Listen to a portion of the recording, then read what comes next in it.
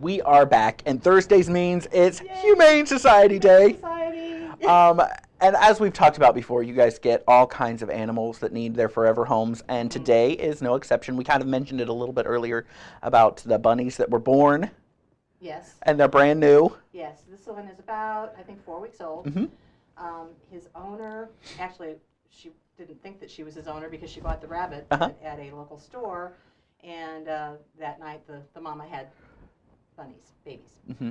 So it was kind of like a surprise. It was a real surprise. It was one of those bonuses that you weren't expecting. For one, kind of thing. So, but the thing about rabbits, and I'm bringing them here. It's a little close to Easter. Mm-hmm. Not that we are encouraging Easter rabbits as pets, but just to let people know that these are really complex little critters. Mm-hmm. They are very intelligent. Just because they don't make noise doesn't mean they don't need a lot of extra care. Sure. So they need to make sure we get nutritious food, and that does not necessarily include carrots and lettuce. Mm-hmm. They need to have hay. That helps their digestive problem or their digestive system work. And we want to make sure that they have good pellet food, and you can get that at any pet store in town. Okay. They just need extra care, and they're not Bugs Bunny. They don't just walk around with a carrot hanging out of their Sure. mouth. Carrots are nice treats, but it would be like eating potato chips all the time. And Okay. so it's not good for them, and it's not healthy for them. So this little guy, we're not going to put this one up for adoption before Easter. Okay. We are going to make sure that everybody's fixed. All the babies and mama are fixed.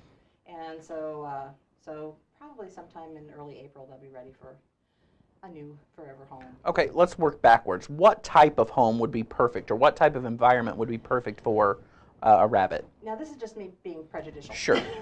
I think a home with adults in it, not so much children. Again, this is not a first pet kind of animal. This is an animal that really needs specific care and needs a lot of special attention. So I would say a single couple or a single person. Another thing too is that they need lots of exercise. You don't think about that. You always think of a rabbit sitting in a cage or sitting in a hutch or something like that. They need exercise. They can run loose in your home. Okay. They can be litter box trained. The Wow. mama of this one is, and I'm assuming that she's helping them to learn how to do that. To do the same. I didn't know that. Yeah. I didn't even know that was possible. Sure, and they're really smart little guys. So wow. So and another thing is that smart as they are, I'm looking at your floor here, and you've got all these cords here. I would not put this bunny on the floor because bunnies like to chew on things, and so a cord is a perfect thing to chew on, and that can cause harm to the rabbit, and it can also cause harm to your complicated stereo electronics, your computers, and all of your other toys. That's right. So that's and that's another thing too, that their teeth grow all the time. They're not like ours where they just get to a certain length and they're done. Their teeth continue to grow, so they need something that they can chew on all the time, preferably like wood. So kind of like a hamster, is that true? Yes. Okay. Yeah, or a rat or something like that would have that kind of an issue with their teeth. We suggest things like great big dog biscuits because they've got some granularity to them, and they will wear down their teeth. Kind of file it down a little bit. And so, because we don't want them to get too long. If they do get too long, you can take them to the vet and they'll clip them. But you'd rather not do that. Absolutely. The vet is going to charge you money for that. And usually, at what age are bunnies ready to be adopted? Usually about 8 weeks. Oh, okay. Usually, and we do the same thing with our puppies and kittens as well. So we'd like them to be 8 weeks old. And the thing about bunnies is they grow really quickly. And so you think that they're old enough, and maybe they're not. They need to hang around mom for a little bit more. Now, how big will he get? This is not going to be a very big animal. It's a little dwarf bunny, and mom is probably maybe twice this size. Oh, wow. So yeah, the first time I looked at these after a week or so, it was like, wow, they just grew. And so they grow really quickly, and the bunnies that you see outside, the wild rabbits. Sure. Usually by the time they're fully furred and are able to move around and run away from you, they're ready to be out on their own. So, wow. So, and we're getting into that season in a couple of months where people are going to find baby rabbits, baby raccoons, baby squirrels. Just because spring is... Spring is there. The best thing to do is to remember that, especially with rabbits, mom feeds them twice a day. So she's not going to be with them all day long. She's going to be out feeding herself so that she can feed the bunnies. And so she's going to leave them in the nest, go out twice a day. She'll feed them, I think, at dawn and dusk. So if you find a nest and they're not being cared for by a mom, that doesn't mean they've been abandoned. That means leave them alone. Sure. Also, if you have to chase it to catch it, it doesn't need your help. True. I chased him and he still ran away. Then he's doing he's fine. fine. Now, you've always heard that, and I don't know the answer, and you may not know the answer either, but is it true that if you touch the nest, the mom won't come back? Not true. Okay. Not true. We're setting that to bed right now. That mother instinct is stronger than anything. And it's the same with birds. Birds really don't have much of a sense of smell. So if you find a fallen nest and you pick the nest up and put it back in the tree, Mom is not going to care. She's going to sit on the nest anyway. Okay. And the same with babies that might have fallen out of the nest. Because you've always heard that, right? Yes. Oh, absolutely. And I think that's something that's meant to scare children so they don't. Thanks, Mom. so that's not true. But again, that doesn't mean you should pick them up and take them into your house. Sure. Because their mother knows how to care for them. A lot of times, if a baby bird falls out of a nest, Mom is still feeding the baby. She's, or Dad is, because a lot of times Mom and Dad feed the animals or the babies, and so they're going to keep continuing to feed and protect. And so, the best thing to do if you can get them back up into the nest, then to do that. If they are fully feathered and they're able to fly, again, they don't need your help. And Mom has booted them out of the nest because it's time for them to be on their own. Some things I'm sure a lot of parents and teenagers would like to do as well. Sure. So, you go now. But so when we get into spring, it's really nature's pretty cool and it takes care of its own, and so they really don't always need us to step in and interfere with what's going on with them. So. All right, we're going to take a quick break and we'll be right back. We are back, and I want to get into a little bit of the process of neutering and spaying because I wouldn't have even thought about something like that for them as well. Most animals.